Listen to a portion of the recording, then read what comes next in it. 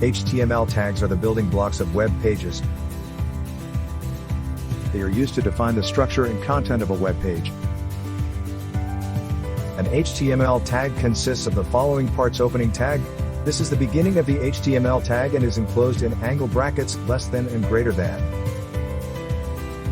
The opening tag tells the browser what type of element it is and may contain attributes that define the element's characteristics. Content. This is the actual content that goes inside the tag. For example, if you are using the p tag to create a paragraph, the content would be the text that goes inside the paragraph. Closing tag. This is the end of the HTML tag and is also enclosed in angle brackets, less than and greater than. The closing tag is similar to the opening tag, but it includes a / before the tag name to indicate that it is the closing tag.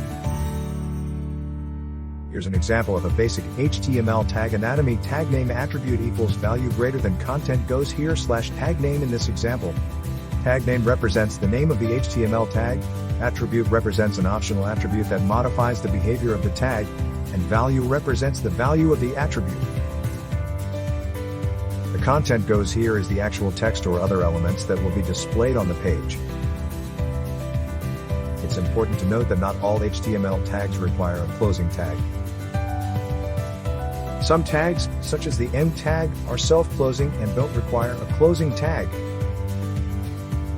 Additionally, some tags, such as the HTML tag, have a specific structure that requires nested tags inside them,